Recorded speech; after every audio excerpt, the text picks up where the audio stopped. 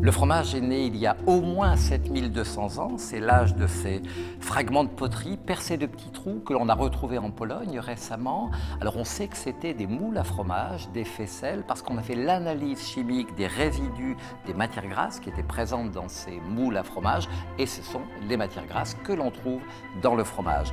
Il est probable malgré tout que le fromage soit un petit peu plus ancien, puisqu'il a fallu attendre bien sûr que l'homme élève les animaux pour avoir du lait disponible. Ça s'est produit il y a 10 à 11 000 ans au Proche-Orient. Ça a été d'abord la domestication des brebis et des chèvres, un petit peu plus tard celle des bovins. Des 5 continents, c'est l'Europe qui est le premier producteur et aussi consommateur de fromage, tout particulièrement la France. Il y a dans notre pays plus de 1200 variétés de fromages différentes, alors différentes par leur couleur, par leur forme, par leur texture, par leur saveur, par leurs arômes et évidemment bien sûr par leur goût. La diversité, c'est un apprentissage permanent, c'est une variété tellement infinie de goûts, de saveurs, de couleurs et de connaissances qu'on n'est jamais arrivé au bout.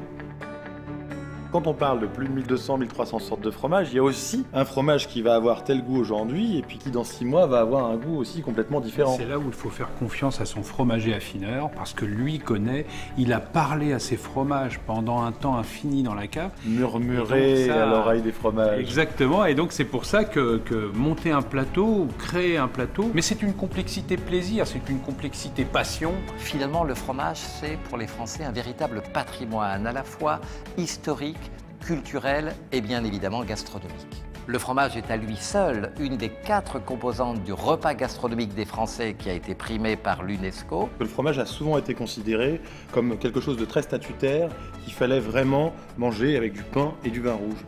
Aujourd'hui, grâce à des chefs talentueux qui vont s'approprier le fromage, on arrive à déguster le fromage sous des formes formidables. Parmi beaucoup d'autres modes de consommation, avec l'évolution des modes de vie et des rythmes de vie, on le consomme sous forme d'apéritif, sous forme de snack ou bien sûr dans de délicieuses recettes. Regardez ces assiettes, aujourd'hui ce sont des vrais tableaux. Quand un chef commence à s'approprier une assiette, à y mettre du fromage, des fleurs, des légumes, et bien tout ça, ça aiguise l'appétit, ça aiguise le palais et on a envie de croquer tout de suite dedans. Il y a une diversité de la consommation de fromage qui est apparue. Une cuillère de Saint-Marcellin, quelques grains de caviar et une écume de vodka juste pour que le palais soit aéré avec l'alcool qui correspond au caviar et qui va rehausser le fromage. Ça donne envie. Ah ben allons-y. Une des grandes tendances actuelles, c'est la découverte de nouvelles saveurs. Par exemple, la désertification du fromage, c'est-à-dire l'utilisation qui est faite aujourd'hui par des chefs du fromage en association avec le sucré dans l'univers du dessert. Et c'est cette alliance nouvelle que l'on désigne par l'idée de sweet cheese. On va le faire sous forme de café gourmand. Un petit macaron avec une boulette d'avenne juste écrasée entre les deux, la puissance du fromage, la douceur et le craquant de la coque de macaron. L'atome de Savoie, avec ce petit aspect un peu piquant, on va simplement l'adoucir avec une crème de marron. Et puis on termine à la fête foraine avec une pomme d'amour qu'on va placer sur un morceau de brie. Le croquant, la couleur, le joyeux. On préférerait même qu'on appelle ça un fromage gourmand. Alors allons-y pour le fromage gourmand.